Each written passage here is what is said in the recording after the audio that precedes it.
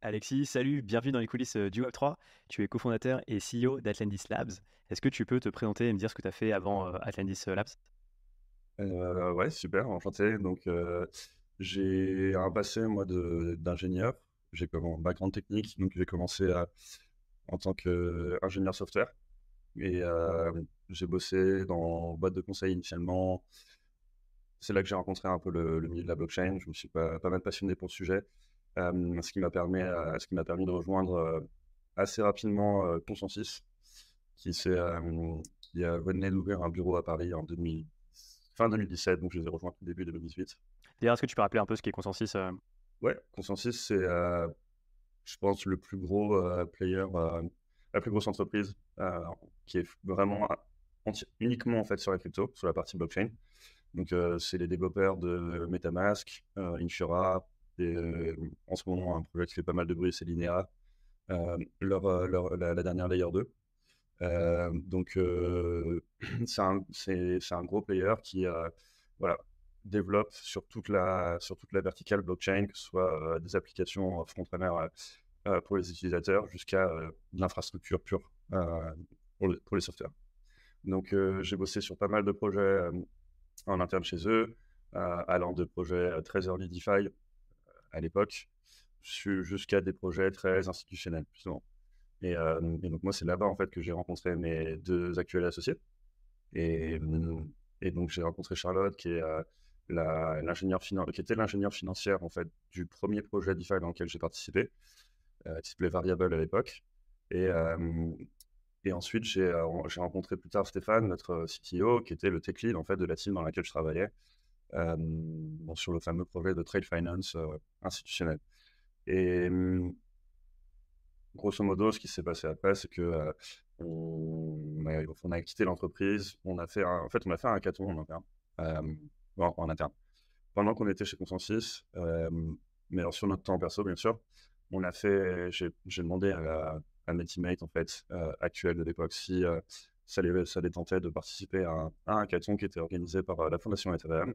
Ouais, c'était le Covid à l'époque, donc on était tous en lockdown chez nous.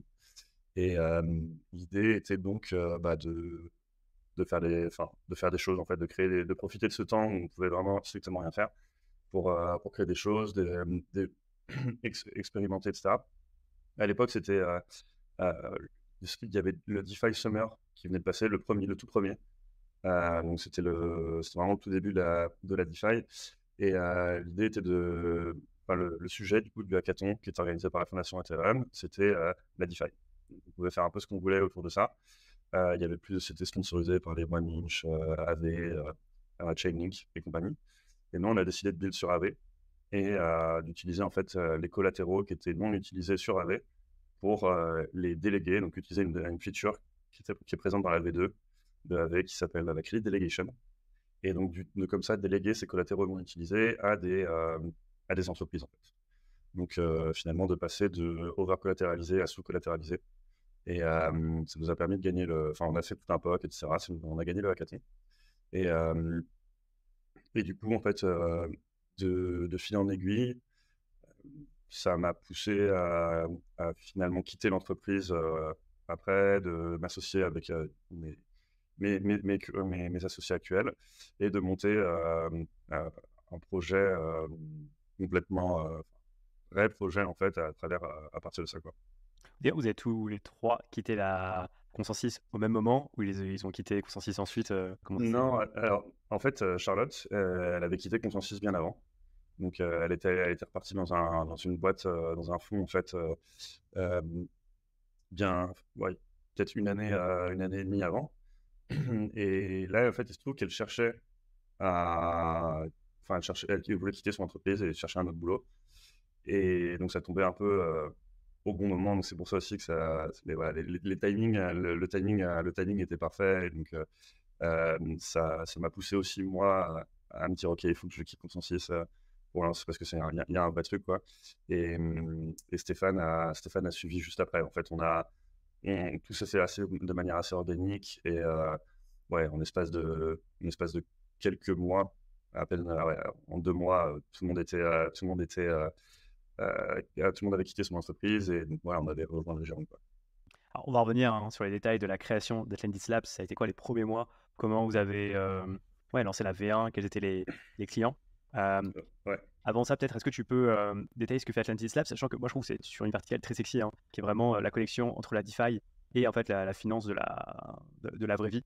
Et c'est vrai que c'était quelque chose qui me manquait pour justement passer ce next step de rendre la DeFi beaucoup plus enfin, une- quand on est à la DeFi qu'au monde crypto, mais justement de l'élargir en fait. ouais. En fait, aujourd'hui, ce qu'on fait, c'est on ouvre le marché de la dette privée sur la blockchain. Donc, on permet le marché de la dette privée, c'est le marché qui permet aux entreprises de se financer à travers de la dette et non de l'equity, c'est-à-dire d'emprunter, tout simplement, plutôt que de lever des fonds. Donc, c'est un autre moyen de financement. Ça, c'est mieux, c'est mieux pour certains cas d'usage que d'autres par rapport à l'equity. Donc, on entend très souvent des énormes levées de fonds, etc., par telle ou telle startup. Voilà, donc ça, c'est des levées de fonds en equity. On entend beaucoup moins de levées de fonds en dette, mais ça, c'est quelque chose qui commence à s'accélérer, notamment pour tout ce qui est les fintech.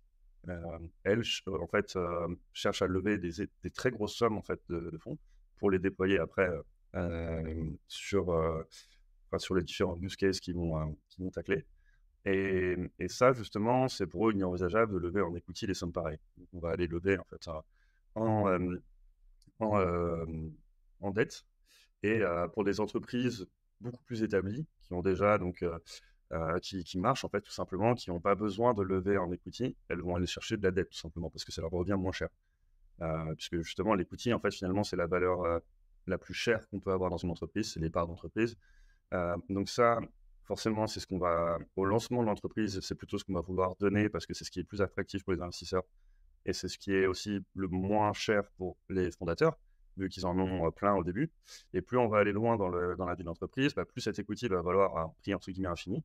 Et donc, moins on va vouloir en donner, et donc plus on va vouloir aller en fait finalement se financer en dette. Donc, voilà, c'est un peu pour résumer un petit peu la différence equity dette et quels sont les types d'entreprises à quel stade qui vont aller dans cette catégorie-là plutôt que versus equity.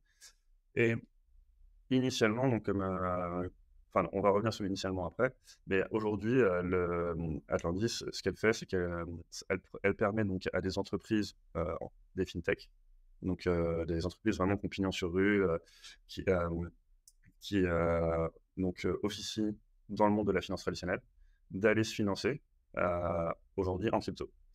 Et, euh, et donc la structuration de tout ce processus-là, qui normalement se fait soit à travers des fonds de crédit, soit à travers des banques commerciales, en finance traditionnelle, à travers des Excel, des fois même à la main, du papier signé, etc. Nous, en fait, on amène tout ça on-chain, sur la blockchain, à travers des smart contracts. On automatise tout le process. Et à la fin, en fait, on fait un transfert crypto-fiat, et ça arrive directement sur le compte en banque de la fintech. Donc concrètement, c'est-à-dire que moi, Gary Benezar, en tant que particulier, ou même via mon entreprise, à partir du moment où j'ai des stablecoins, par exemple donc des USDC, je peux prêter ces USDC à justement des entreprises, on va dire la vraie vie, et pas sur stacker par exemple ces USDC sur d'autres protocoles DeFi, mais vraiment prêter euh, bah, contre de la dette, hein, ces Ouais, c'est USDC. ça, c'est ça en fait, exactement. Donc, aussi, juste une des. En fait, si on regarde du côté effectivement entreprise, ce qu'on fait, ça permet plein de choses. Je disais donc à ces entreprises de se financer. Alors après, bon, il y a la question de pourquoi blockchain versus TradFi. Mais pour le prêteur, en fait, ce qu'il faut savoir, c'est que accéder à ce marché-là, le marché de la dette privée, c'est très compliqué, voire impossible en fait, pour justement soit quelqu'un comme toi, soit quelqu'un comme moi, qui ne sommes pas donc des personnes, des riches fortunés ou qui ont accès à une banque privée, euh, dont le coût en fait d'entrée est en général très élevé, quoi, parce que pour accéder à ces banques-là, qui donc vont nous permettre de nous délivrer des licences accréditer des investors et donc nous permettre d'accéder à ces. En fait, tout simplement, ce qu'ils vont nous permettre de faire, c'est de déposer de l'argent dans un fonds de crédit et ce fonds de crédit va nous lui donner un rendement Euh, et donc, pour accéder à ces fonds de crédit, bah, voilà, il faut avoir les contacts, il faut avoir les portes d'entrée, et ça coûte très cher. Donc aujourd'hui, en fait, ce qu'on fait, c'est qu'on ouvre ça tout simplement. Donc l'investisseur lambda en DeFi, eh ben, il a accès en fait tout simplement à une nouvelle classe d'assets, qui est donc ces fameux euh, voilà, outils de déployer. Ouais, et j'ai l'impression que c'est win-win aussi, parce que moi, en tant qu'investisseur particulier, j'ai accès à à de nouvelles classes d'investissement, on va dire, enfin, via des Mhm. dettes, et même les entreprises ont accès à plus de liquidités, du coup. Exactement.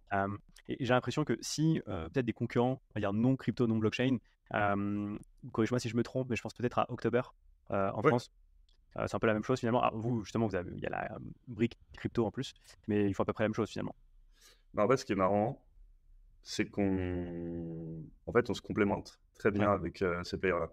Typiquement, aujourd'hui, si vous allez sur Atom10, il y a une pool qui est ouverte, et elle est ouverte, un des players s'appelle Carmen. Carmen, c'est un des concurrents, entre guillemets, d'October.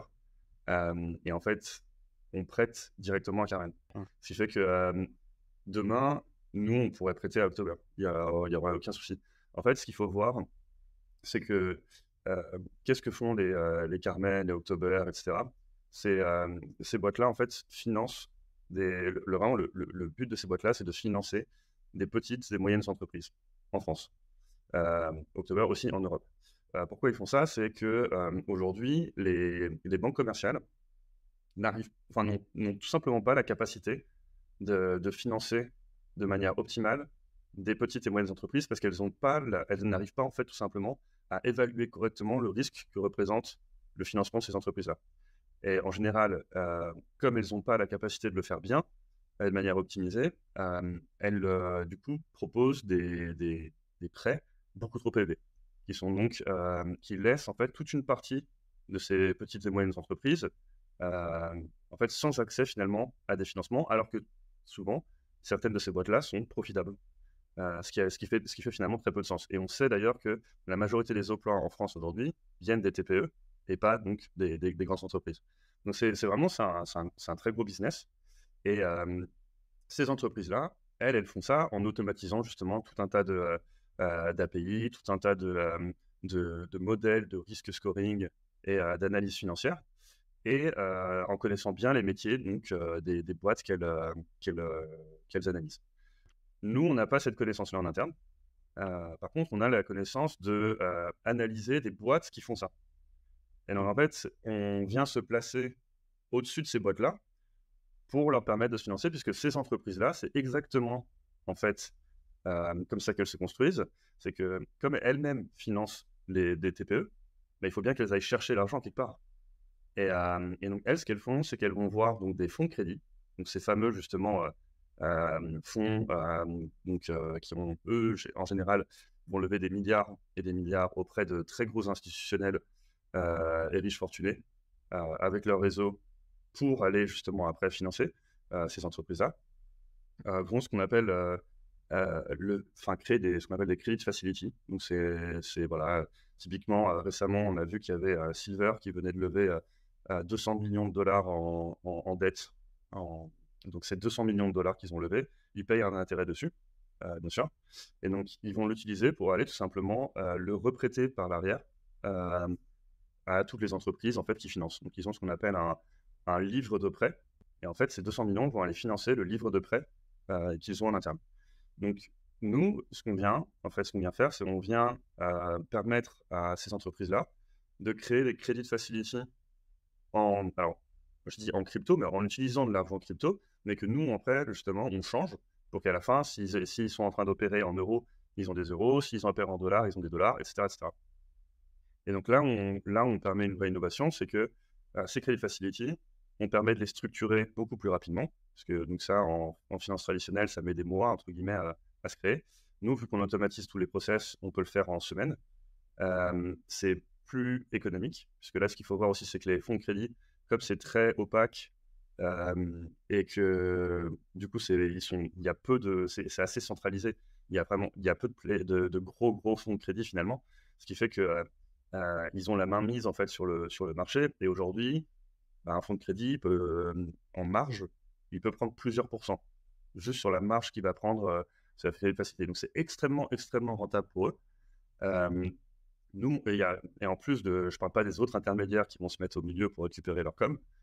Nous, finalement, vu qu'on automatise tout, on enlève certains intermédiaires, on prend des petites fees en plus de ça, ce qui fait qu'on est largement en fait rentable par rapport en fait, si on compare les deux credit facility, quoi, tout simplement.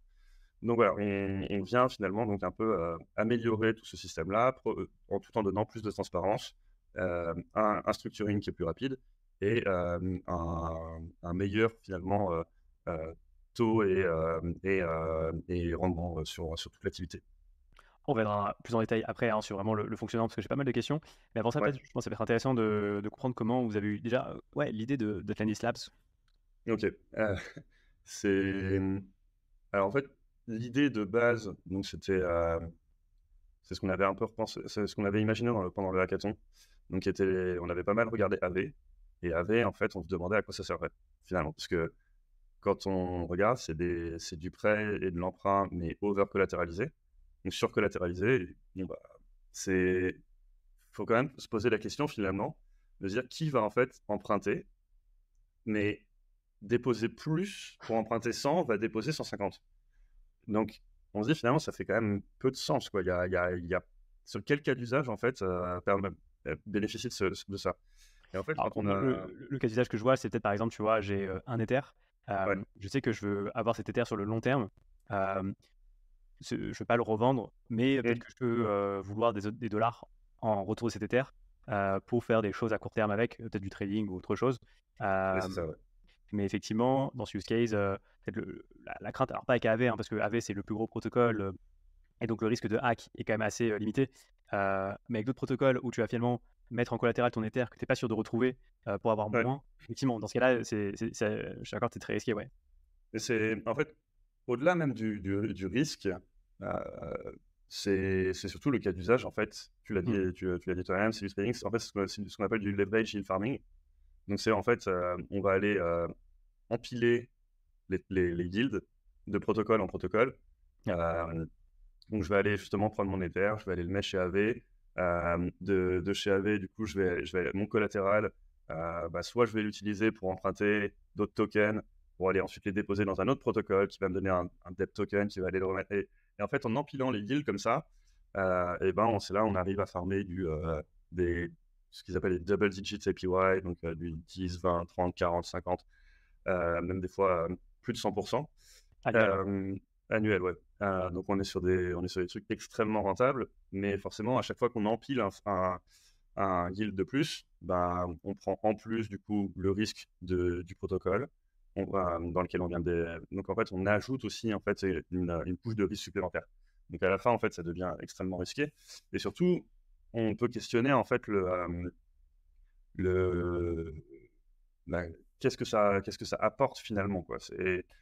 Parce que la majorité en fait des protocoles dans lesquels on va les redéposer au début, c'est des nouveaux protocoles qui ont des incentives et donc du coup on peut aller en tirer un deal supplémentaire parce que justement euh, des tokens natifs du protocole qui sont donnés aux premiers utilisateurs, etc. Donc c'est pas très sustainable sur le long terme. Et en termes de croissance pour le réseau, il y a non plus, voilà, c'est des cas d'usage qui sont pas long terme non plus. Donc on s'est dit, ok, si on veut euh, donc en fait, pour que ce soit vraiment efficient, parce qu'en finance traditionnelle, il faut bien se dire que le prêt surcollatéralisé, ça n'a aucun sens. Ça n'existe pas en fait. Et le prêt surcollatéralisé existe en crypto parce qu'on fait du prêt en pair à pair. Et forcément, si on n'a pas cette surcollatéralisation, l'emprunteur n'a absolument aucune incentive à rembourser son prêt finalement. Mm. Donc il est là vraiment pour garantir que donc le prêteur soit remboursé. Et on s'est dit, donc, qu'est-ce qu'on peut faire pour avoir quelque chose qui est efficient comme en finance traditionnelle, donc sous-collatéralisé, euh, mais en même temps sur lequel on est assez confiant et on a un risque qui représente exactement voilà, le taux qu'on va recevoir ou le, euh, l'engagement qu'on prend. Et donc, de là est venue justement l'idée de prêter en sous-collatéralisé et de prêter non pas à des individuels, mais à des entreprises puisque les entreprises, les individuels, c'est des adresses on-chain. La réputation on-chain, alors à l'époque où on a lancé, il n'y avait rien du tout. Aujourd'hui, ça commence à évoluer, mais on est encore très loin d'une infrastructure qui soit robuste et suffisante pour faire ce cas d'usage. Et du coup, on s'est dit aussi, les seules entités en fait, qui sont capables de faire ça, c'est les entités qui ont des réputations déjà, et dont la réputation est suffisamment forte pour que le dommage en fait, que viendrait causer un défaut de paiement sur cette réputation les empêche de finalement faire défaut. Donc voilà, c'est pour ça qu'on est allé vers les entreprises, puisque les entreprises justement cochaient toutes ces cases-là.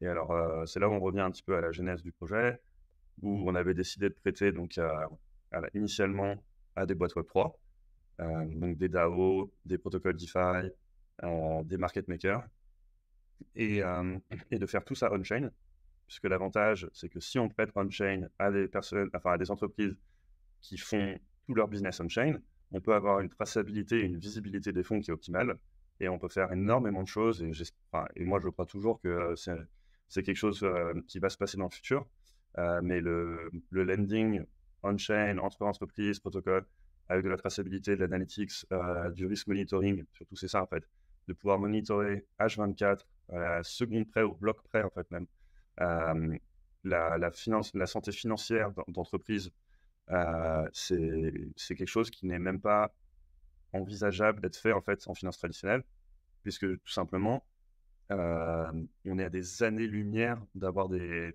back-ends, d'avoir des infrastructures en fait dans ces banques-là qui permettent de faire ça, et surtout, il n'y a pas l'interopérabilité entre les banques.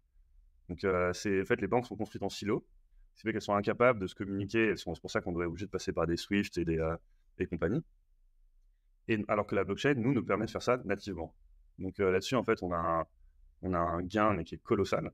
Et donc c'est pour ça que je pense que quand l'écosystème aura maturé un peu, que les entreprises, les DAO, les DeFi protocoles seront devenus plus solides, on fait preuve justement de robustesse, là on pourra commencer à revenir et adresser ce marché-là. Tu parles d'un concept très intéressant qui est en fait le concept de réputation.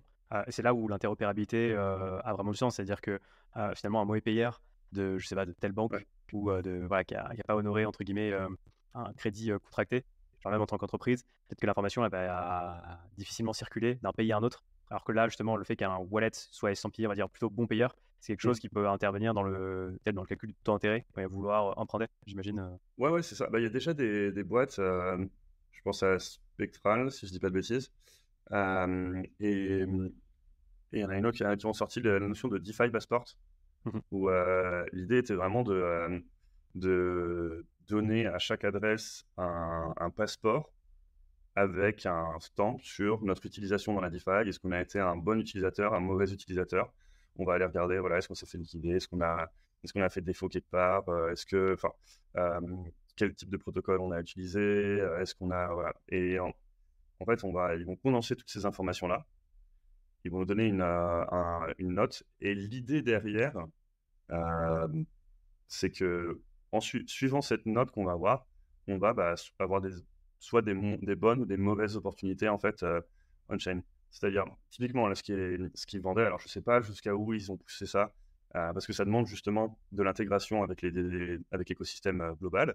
Mais l'idée était que si voilà, on a un A dans notre passeport, et ben, on va aller emprunter sur AV, par exemple, avec un taux moins cher que si on avait un C, par exemple. Et donc, c'est un peu l'idée de ce qu'on aurait dans la finance, de reprendre un peu ce concept qu'on a dans la finance traditionnelle, où quand on veut emprunter, on passe devant le banquier, et le banquier nous dit: ah oui, ok, vous gagnez tant, vous avez tel âge, vous êtes dans telle verticale de tel métier. Donc voilà, vous êtes jeune, vous gagnez beaucoup d'argent, et vous bossez dans un métier qui est très peu risqué, où on sait qu'il va y avoir du boulot, et que votre boulot, vous allez garder pendant les 20 prochaines années. Et ben voilà, on vous fait un taux peu élevé, mais moins élevé en tout cas que la personne qui va se ramener derrière, et qui, elle, va gagner moins d'argent, et auto-entrepreneur, et à 50 ans, quoi. Donc voilà, c'est un peu cette notion-là. Bon, c'est encore c'est encore tout récent ces innovations-là. Et justement, pour que ces innovations, en fait, elles fassent vraiment du sens, il faut qu'elles soient intégrées dans la globalité de la DeFi. Si en fait, il n'y a que 2 ou 3 protocoles qui sont intégrés avec ça, ça a beaucoup moins d'intérêt que si c'était l'inverse. Ouais. Tu parlais de DAO, hein, donc d'organisation décentralisée. Mhm. Est-ce que c'est pas encore un peu risqué justement de prêter à des DAO dans le sens où il n'y a pas forcément de représentants légaux, pas forcément de siège social. C'est Ouais. quoi finalement la particularité des DAO sur ce sujet Ouais, bah, nous justement, on prête plus, enfin, on prête plus. ouais. On prête pas au DAO, tout court. Euh, Moi, personnellement, dans le contexte dans lequel on est, enfin, moi, je crois pas aux DAO dans laquelle elles sont, dans la forme qu'elles ont aujourd'hui. C'est juste trop inefficient.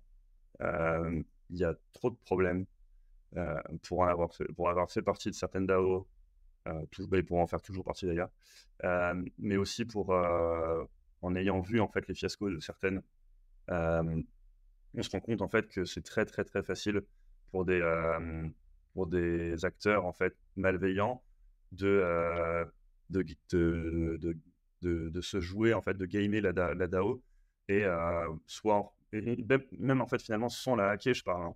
Je parle Hmm. pas de détourner des fonds, etc. Mais juste en fait se faire passer pour quelqu'un qui produit, mais en fait qui ne produit rien. Et on sait aussi à quel point les DAO payent extrêmement bien, enfin certaines. Du coup, c'est à se demander effectivement des fois si ouais, on se rend compte qu'il y a des gens qui sont payés à rien faire extrêmement bien et c'est pas du tout anodin quoi, comme step. Et ça, malheureusement, en fait, c'est compliqué parce que euh, les personnes, en fait, même quand elles se font mettre à jour, finalement, il y a souvent peu de sanctions parce que c'est voilà, à la fois très démocratique, donc il y a un jeu politique et il faut quand même rassembler un certain nombre de voix pour pouvoir voilà, dégager la personne, etc. Et même quand il y en a une qui est dégagée, en fait, on se rend compte des fois qu'il y en a d'autres, etc. Euh, et finalement, surtout, les incentives des différents membres ne sont pas les mêmes, sont pas forcément les mêmes que la DAO. Ce qui fait que justement, quand les incentives ne sont pas alignés, forcément, ça crée des frottements, quoi. Et aujourd'hui, c'est très dur en fait de savoir quels sont les incentives des différents membres de la DAO et de la DAO elle-même.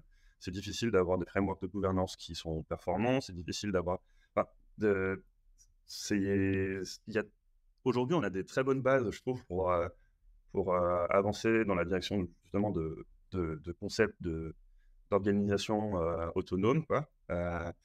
Mais il y a trop de, il y a trop d'inefficience pour permettre en fait à ces entreprises, enfin ces entreprises-là de se le leverage en date. Donc parce que là on parle vraiment voilà de prendre de prendre un effet de levier tout simplement et prendre un effet de levier quand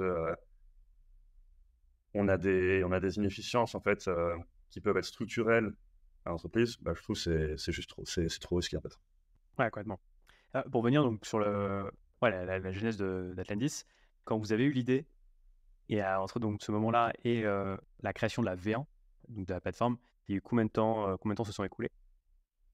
Il y a eu un an quasiment. Ah non, ok. Est-ce que Ouais, c'est vous qui avez développé la plateforme, toi et tes associés, vous avez recruté des ouais, développeurs ouais. c'est ça. Ouais, de A à Z.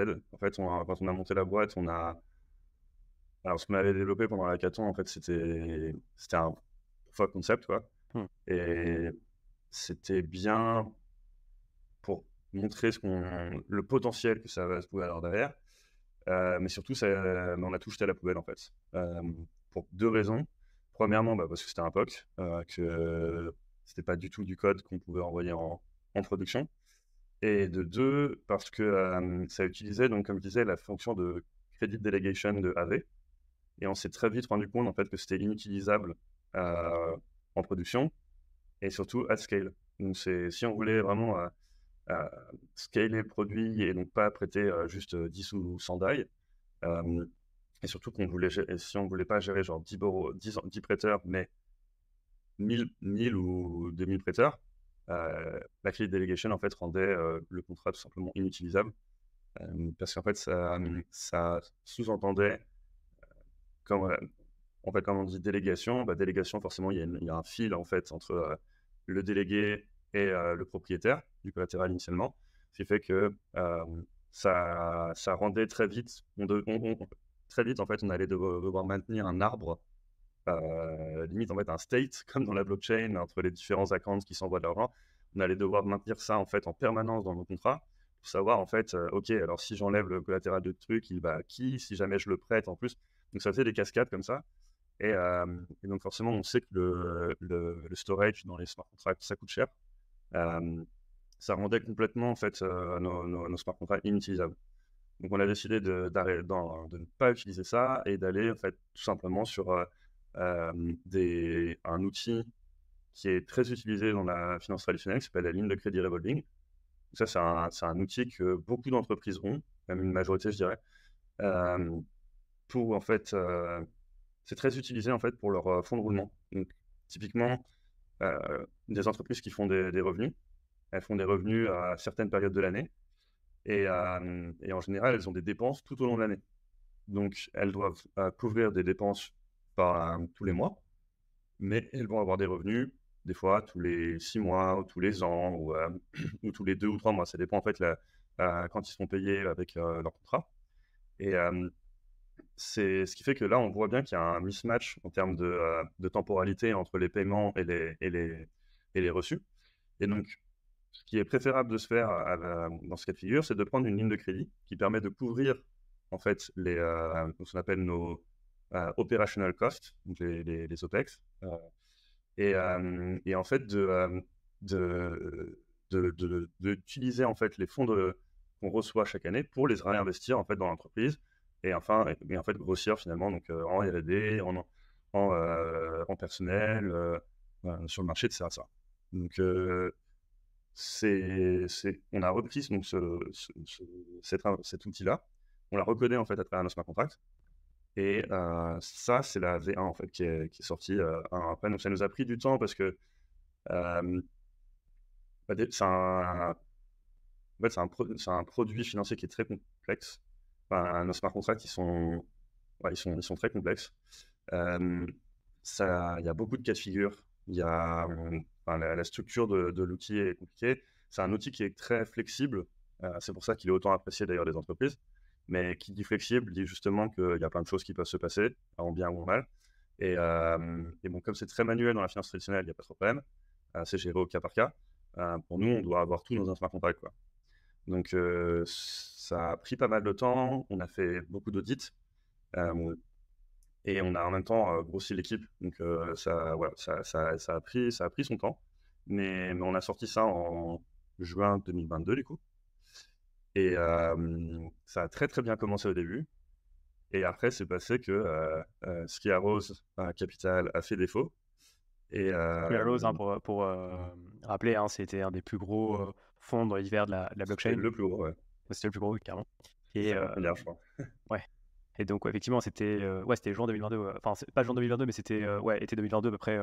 C'était, je crois, soit tout fin juin, soit début juillet. Je crois Ouais. que c'était début juillet, mais c'était début juillet 2022. Parce que je me souviens vraiment, on a lancé le protocole, on a fait notre premier prêt à un autre protocole DeFi. On avait pété 1 million, un peu plus d'1 million, il me semble. Et donc ça, c'était quand même magnifique parce qu'on avait en 24 heures, on avait levé 1 million en dette, un peu plus d'1 million en dette pour un protocole DeFi. Euh, Tout le monde en revenait, enfin, personne en revenait, on avait fait très peu de marketing, enfin, c'était incroyable. Et, et ouais, une semaine après, Three Arrows fait défaut. Et ensuite, du coup, tous les problèmes avec Voyageurs, avec Celsius et compagnie. Et là, on a donc des cascades de défauts en chaîne. Et ça a complètement retourné le marché. Où avant, du coup, c'était facile de lever de la dette.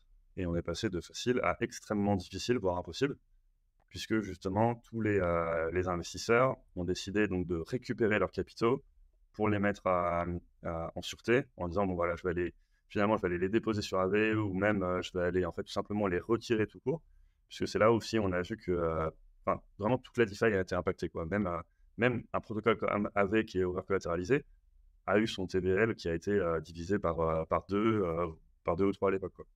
Donc, Pas mal de questions par rapport à ce que tu viens de dire. Déjà, une question que je me pose, c'est, par rapport à ce que tu as dit, c'est est-ce que vous avez prêté à des protocoles qui ont fait défaut? Et comment, j'imagine, ont réagi les clients? Mmh. Parce que avant même cette question-là, pour revenir un peu sur le fonctionnement d'FN10, c'est que finalement, pour chaque, prêt, il y a une pool qui est créée. Donc, Ouais, par exemple, je sais pas, vous le prêtez, on va dire à AV, il va avoir une pool à AV, ouais, avec un taux d'intérêt défini. Déjà, est-ce que ce taux d'intérêt est défini par, vous, j'imagine? Par, ouais. l'offre et la demande? Ouais, c'est vous qui définissez, en fonction de plein de critères, vous allez, c'était, C'est un une des taux. particularités de notre produit, ouais. Ouais. C'est ouais. Et ce taux, en fait, bah, voilà, libre, au prêteur bah, de prêter ou pas, sachant que forcément, hein, bah, plus le taux est élevé, plus il y a un risque, de défaut, hein, de Mmh. remboursement. Et donc c'est quelque chose qui est arrivé dans les premiers prêts qui ont été effectués, c'est-à-dire que voilà, les prêteurs n'ont jamais retrouvé leur argent. Et comment, du coup, ils ont réagi, Alors, donc alors première question, nous on a non, il y a personne a fait défaut chez Atlantis. OK, Aujourd'hui, on a zéro défaut. OK. Tous les prêteurs qui ont prêté, ont récupéré leur argent et ont leur argent actuellement, sur la plateforme qui travaille. Tous les prêts ont été remboursés, en temps et en heure. Donc là-dessus, on a fait justement c'était un des gros travail, de post V1 qu'on a fait, qui était justement donc de récupérer, donc de finaliser ces prêts qui étaient en cours, et de faire en sorte que tous les investisseurs, soient, voilà, soient satisfaits. Hem, Alors juste c'est pour comprendre, parce qu'en fait, de ce que je comprends, peut-être que vous avez prêté à des boîtes qui ont fait défaut de paiement et vous avez retrouvé des fonds pour indemniser les utilisateurs? Non, non, non, en fait, Comment? nous, on a eu aucune boîte qui a fait D'accord, défaut de paiement chez nous. OK, ouais, Le les ouais, toutes les enfin, il y a une boîte, en fait, qu'on était en train de regarder hem, pour effectivement c'était une boîte qui était d'ailleurs, très bien notée.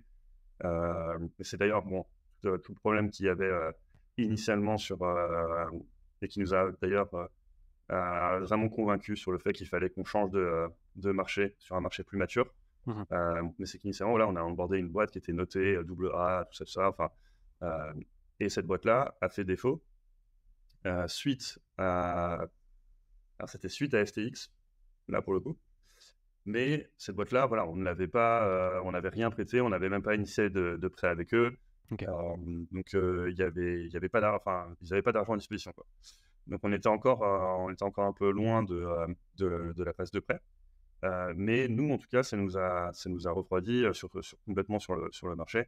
Et c'est aussi un des gros facteurs qui nous a fait dire: «OK, en fait, finalement, heu, ces notes, pour le moment, ne veulent rien dire. On ne peut pas, mettre notre confiance, aveugle là-dedans. Donc il faut, aller, directement enfin, il faut changer de secteur, il faut, avoir une méthode plus robuste et cetera et cetera». Même, si on finalement n'a jamais, donné entièrement de crédit à ces notes-là, on faisait nous-mêmes, enfin pas nous-mêmes, mais on passait par ce qu'on appelle des underwriters, donc des crédit scorers, des analystes financiers pour faire en parallèle justement ce travail-là. Hem, mais là, on se rend compte que voilà, c'est un peu le nerf de la guerre finalement. Et donc il faut mieux avoir, 2, 3, 4, 6 paires d'yeux, en plus d'un score et cetera. Le plus de data finalement, c'est d'ailleurs pour ça, ça nous amène un peu à la deuxième question qui est, la façon dont le taux est est défini. Hem, Nous, on a une des particularités de notre protocole, c'est que le taux est défini par le protocole de manière on-chain. Il n'y a pas de partie tierce qui va arriver et qui va analyser financièrement le produit ou et cetera, qui va dire: «OK, c'est X pour cent, Y pour cent», et voilà, c'est un peu arbitraire, non. Nous, en fait, on a créé un order book, donc un livre d'ordre qui est directement, en fait, dans la pool de liquidité. Et ce qui fait que quand on va aller déposer des fonds dans la pool, on va choisir forcément son amount, le taux qu'on veut, enfin le nombre de taux d'USDC par exemple, on va vouloir déposer, mais on va aussi choisir à quel taux on veut les déposer. Et ça, en fait, qu'est-ce que ça permet? Ça permet à l'order book, une fois qu'on va initier le prêt, de condenser en fait toute la liquidité qui est répartie du coup, à des taux différents.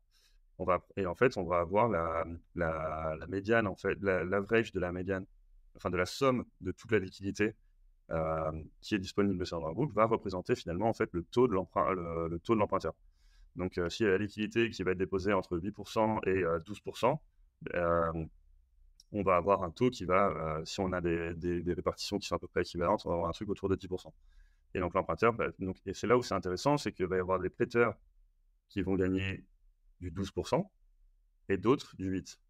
Et en fait, toute cette notion de savoir se placer dans le niveau d'ordre, et ben là, c'est justement, nous, ce qu'on va donner à côté, c'est énormément d'informations sur l'emprunteur, sur sa santé financière, sur les cas d'usage, sur son business plan, etc., pour que ces prêteurs-là puissent se sentir finalement assez informés pour pouvoir déposer dans cet order book un taux qui représente vraiment le risque auquel ils se voient prêter à cet emprunteur. Oui, Donc, d'accord, c'est-à-dire voilà. qu'en tant qu'emprunteur, tu peux dire ok, je ne veux pas emprunter au-delà de ce taux-là. Par exemple, Ouais, c'est ça. Ouais, Oui, parce que sinon, en fait, après, on pourrait imaginer une attaque, entre guillemets, c'est ça. où tous les prêteurs déplacent leur liquidité à la branche maximale de leur book. Et finalement, oui, l'emprunteur se voit forcé d'emprunter à 20%. Non, c'est pas possible. Donc, Mm. effectivement, on commence par emprunter la liquidité qui est le plus bas possible et on remonte comme ça jusqu'à ce que l'amende totale de l'emprunt soit validée. Et Et d'ailleurs, une fois que la pool est créée, enfin que l'emprunt démarre, les prêteurs ils peuvent retirer comme ils veulent leur liquidité ou j'imagine qu'elle est quand même bloquée pour une certaine durée. alors, dans la V1, du coup, justement, elle était bloquée. Ouais. Et dans la V2, c'est donc une des grosses innovations de la V2, c'est que bah, dans chaque pool, maintenant, on a un marché secondaire. Et ce qui fait que à n'importe quel moment, un prêteur peut aller sur le marché secondaire pour revendre ses Mm. positions.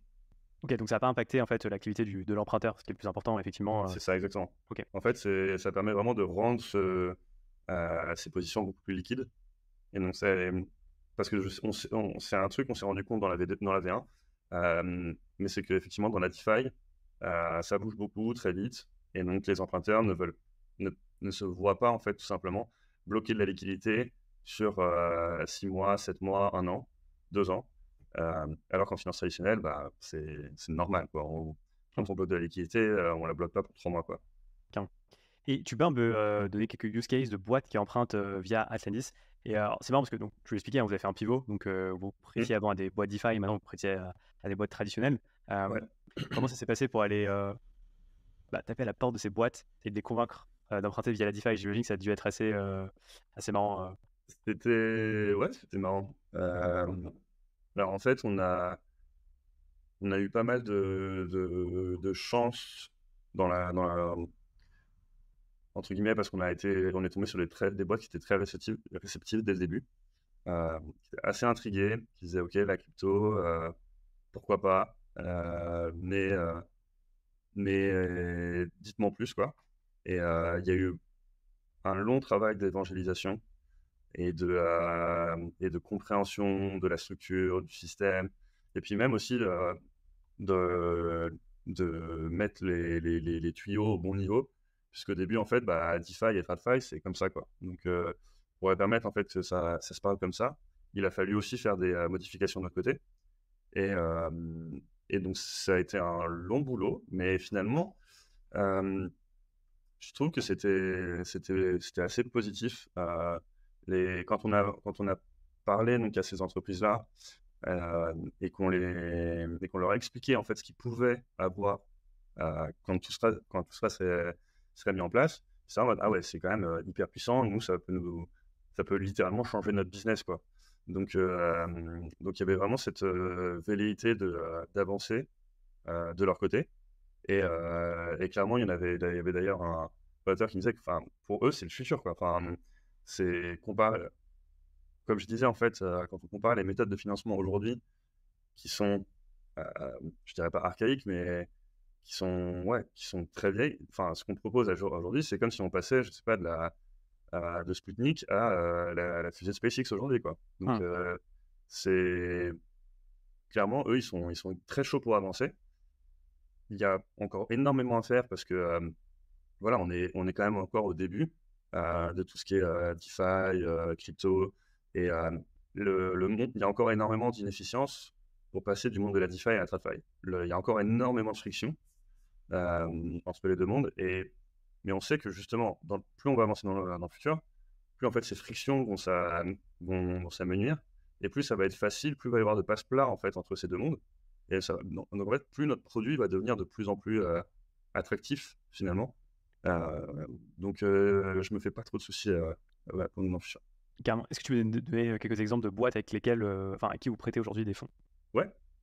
Bah, je sais pas Carmen avant, mais là je vais parler de Fluna. Fluna, c'est une boîte qui travaille sur le secteur de la trade finance. Donc, ils financent des trades en matières premières. Donc, ils vont les financer. Et ils se basent majoritairement sur le shipping. Donc, c'est sur l'envoi, le transport et la livraison donc, de cargaison. Ça peut être des matières premières entre le Brésil et l'Europe. Ou là, comme ils se spécialisent beaucoup, c'est entre l'Afrique et l'Europe.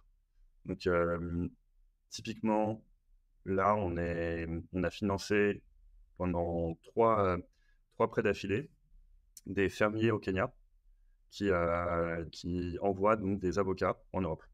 Donc, en ce moment, au Kenya, c'est la pleine saison des avocats. Et ce que ça a permis, c'est de financer le shipping de tonnes d'avocats entre le Kenya et l'Europe. Donc, on a d'un côté des Carrefour, Auchan et compagnie qui vont, des grandes surfaces qui vont aller acheter donc, ces avocats auprès de ces fermiers-là. Néanmoins, il faut envoyer toute cette marchandise-là, ce que les fermiers ne font pas, bien sûr. Donc, c'est Fluna qui va arriver, qui va aller financer tout ce transport-là et va aller se faire payer à la fin. Et donc, nous, en fait, ce qu'on leur permet, c'est de donner en upfront les fonds pour financer ce shipping. Ils exécutent le shipping, ils se font payer, ils récupèrent l'argent, ils remboursent leur emprunt et l'intérêt, et ils gardent la marge qu'ils arrivent à se faire sur le shipping. Et donc, ils font ça sur plusieurs, en fonction de ce qu'ils arrivent à lever en dette. Au départ, on avait commencé sur des prêts de moins de 100 000 $. Aujourd'hui, on est à plus de 500 000 $. Et donc, voilà, au début, c'est un shipping, deux shipping, enfin, et on augmente la taille, les volumes, le nombre d'envois. Donc voilà, c'est ça actuellement un des gros cas d'usage qu'on fait avec eux. On peut sinon parler d'autres boîtes donc, qui vont faire du revenue-based financing, comme je disais. Donc eux, ils vont aller prêter à des TPE en France, par exemple, ou en Europe. On est en train d'implanter une boîte en Allemagne qui fait exactement ça.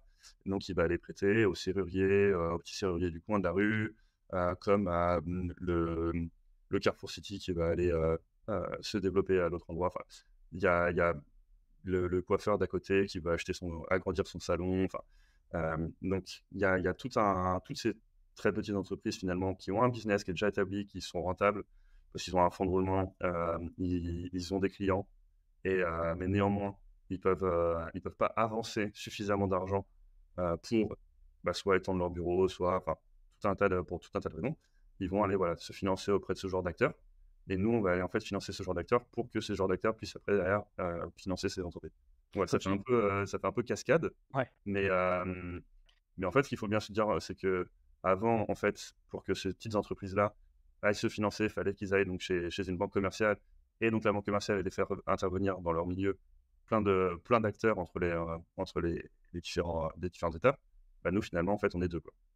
En fait, on peut dire que vous faites un peu du B2B2B parce qu'en fait, vous prêtez des instituts de crédit qui eux-mêmes après vont prêter les fonds. Finalement, c'est. Voilà. Alors, en fait, c'est comme ça que. Oui. Ouais. Et c'est aussi une manière aussi de nous lancer. Parce qu'il faut bien se rendre compte que nous, on a une proposition de valeur qui est très claire, qui est donc de permettre à toutes ces entreprises-là d'aller sourcer un nouveau canal de liquidité qui n'était pas du tout accessible avant pour ces entreprises-là. De l'autre côté, nous, on n'a pas cette capacité d'aller financer la petite TPE du coin parce que on n'a pas, c'est pas notre métier en fait, tout simplement, on n'est pas là-dedans. Complètement, parce Donc, qu'après, tu as un travail de due diligence, exactement, d'audit de la boîte. Enfin, exactement, c'est un autre métier, en fait. exactement. Et nous, en fait, on a un réseau d'investisseurs, etc. Même après, il y a aussi des investisseurs euh, dans ce qu'on appelle le retail, hein, qui est le grand public qui va venir et déposer. Ben, nous, on se doit de leur donner les meilleurs investissements possibles.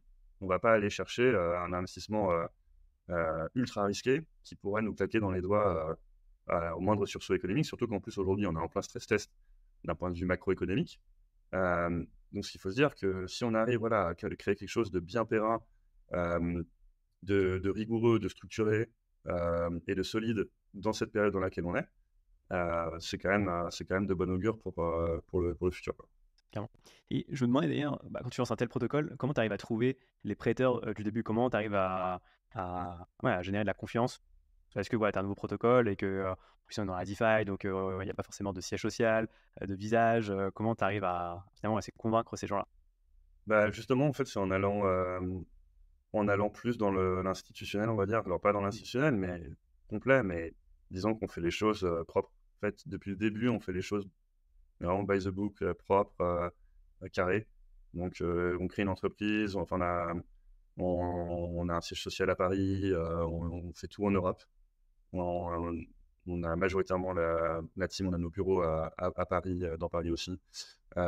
Et on est tous doxed, donc il y a pas d'anon Hein. dans la team. Moi, j'interviens à visage découvert. Enfin, je suis très serein et très droit dans mes bottes. Je dis ce que je fais et j'ai j'ai aucun mal à parler de notre activité et de ce qu'on propose à n'importe qui, à n'importe quand. Euh, en plus de ça, on a fait donc beaucoup de travail justement par rapport à notre concurrence qui a donc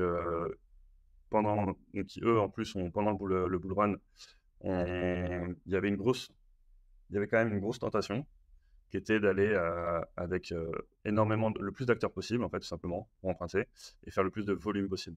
Ça, c'est bien parce que ça crée des métriques et, ça crée de l'historique. Et puis derrière, on peut dire, bah, regardez, j'ai originé 300 millions, 150 millions de prêts on-chain. C'est énorme. Et donc là, tout de suite, forcément, on vous prend beaucoup plus au sérieux. Néanmoins, quand on fait ça, on explose aussi notre risque, notre surface de risque. Et il faut savoir que bah, voilà, tous nos compétiteurs, ils ont tous amassé des défauts.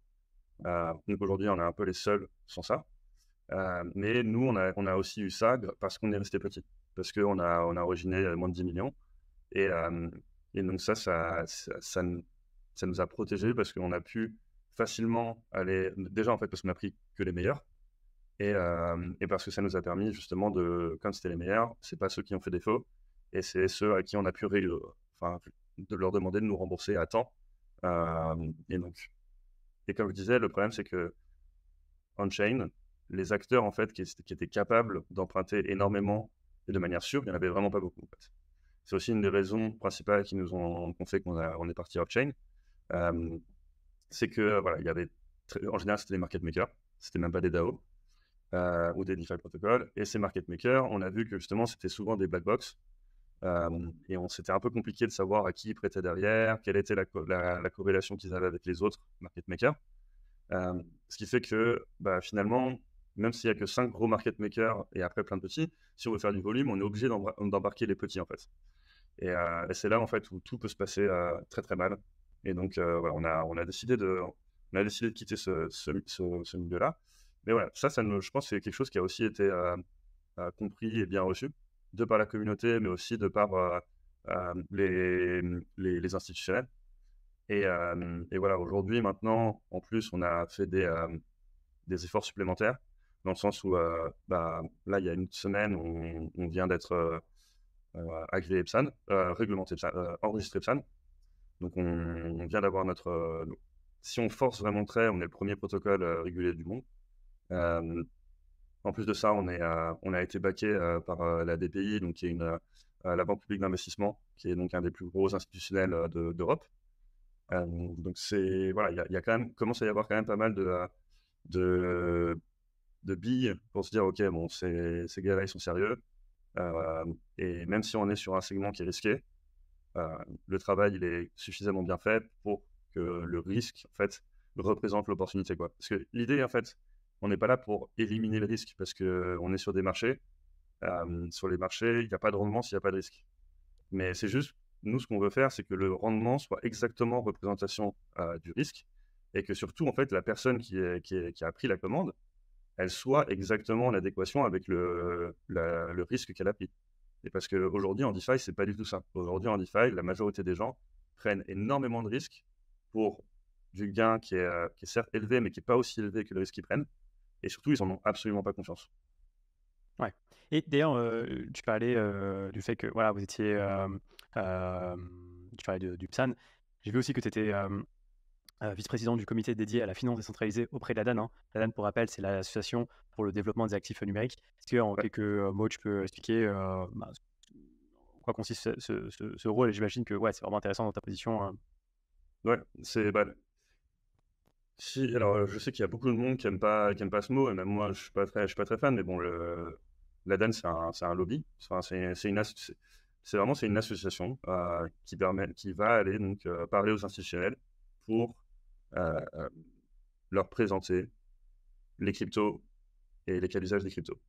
Euh, enfin, et la technologie blockchain. Donc, c'est un lobby dans le sens où, effectivement, ça représente derrière des entreprises. Aujourd'hui, la DAN, c'est plusieurs centaines d'entreprises qui sont partenaires. Et Atlantis en est partenaire. Moi, donc, justement, effectivement, je suis vice-président du comité DeFi, mais il y a plusieurs comités. Il y a les comités PSAN, il y a les communautés conformité, communautés légales et, et j'ai oublié l'acronyme, mais voilà, il y a pas mal de comités qui vont, eux, défendre en fait différents intérêts. Et la DAN est là pour essayer justement de uniformiser les voix pour en fait porter un message qui est backé par beaucoup d'acteurs en France, au gouvernement, et aux gros institutionnels de France. C'est forcément quelque chose qui est bienvenu et qui est prérequis entre guillemets pour avoir un écosystème fort dans un pays, puisque forcément aujourd'hui la majorité de ce qu'a dû faire la DAN, c'est de l'évangélisation et de l'éducation sur les bienfaits que pouvait apporter la blockchain, mais sa technologie comme ses applicatifs aujourd'hui.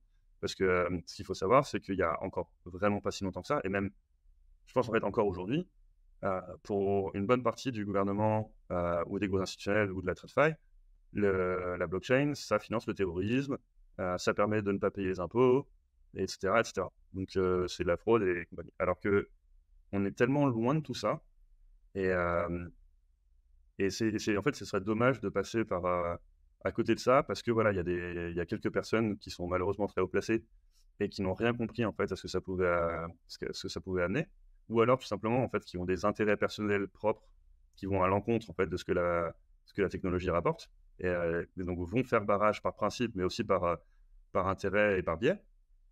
Voilà, donc ce que va faire la DAN, c'est justement essayer de changer tout simplement l'opinion générale de tous ces décideurs. Ça marche. Je te propose de bientôt conclure, Alexis. Juste une question d'ailleurs, vous avez levé des fonds depuis le début ou Yes, ouais, on a levé des fonds. On a levé des fonds donc en novembre 2021, Ok. et on a fait un bridge par la suite en juin 2022, donc à la sortie de la V1 justement. On a levé au total 5,5 millions de dollars auprès d'investisseurs en venture capital, et on a récemment levé 1 million d'euros en dette auprès de la BPI. Donc ça date d'il y a 2 mois, quoi. Ok, ça marche. Je te propose de conclure. Est-ce que tu pourrais, c'est la question un peu traditionnelle que je pose à la fin, me dire ce serait quoi le conseil que tu donnerais à quelqu'un qui veut lancer aujourd'hui un protocole DeFi? Euh, bah, je dirais bon courage, mais surtout, non, mais surtout fais-le en France. Je pense qu'aujourd'hui, on a un écosystème. On parlait de la DAN, mais on a aussi en fait un écosystème, à mon avis, en termes en termes de banques, de juristes, de comptables, parce qu'en fait, on oublie toutes ces professions-là, mais pour monter une boîte, on est obligé de passer par là. Parce que voilà, il faut avoir un compte en banque, il faut faire une comptabilité, il faut faire des contrats. Et aujourd'hui, en fait, on a des personnes qui sont spécialisées dans la blockchain, dans la crypto, à ces postes-là. Et ça, c'est quelque chose, je pense, qui se retrouve dans peu de pays. Surtout, en plus, on a un framework de régulation qui commence, je dirais pas qui est très clair, mais qui commence à s'éclaircir et surtout qui va dans la bonne direction, j'ai l'impression. Voilà, dans le comité DeFi, on parle aussi avec l'AMF, on parle avec la CPR, on parle avec ces institutionnels-là qui justement veulent imposer leur régulation. Et nous, en fait, ils nous entendent, ils nous écoutent. Et j'ai l'impression que voilà, moi j'ai plus confiance de construire un protocole dans un cadre régulatoire qui est celui de l'Europe que dans des régions outre-Atlantique ou dans le reste du monde où effectivement là c'est beaucoup plus chaud, voire même carrément un peu suicidaire, quoi. Carrément. C'est vrai que quand on voit par Ouais. exemple l'attitude de la SEC, hein, qui est l'équivalent de l'AMF aux États-Unis, qui est vraiment contre les cryptos actuellement, c'est vrai que ça donne un cadre pas très Ouais, serein. c'est pour ça en fait qu'on voit plein de protocoles DeFi qui arrivent en Europe et en France, alors qu'à la base, ils étaient fondés aux États-Unis, quoi. Donc c'est marrant, mais comme quoi, voilà, on est en train de vivre un inversement en fait des propositions de valeur à ce niveau-là. Et pour une fois, je suis content de voir que l'Europe il joue un rôle central et la France aussi. Yes. Super, merci beaucoup Alexis. Merci. Je te souhaite bon Merci pour courage l'invitation. pour les prochains mois avec Atlantis et c'était très cool.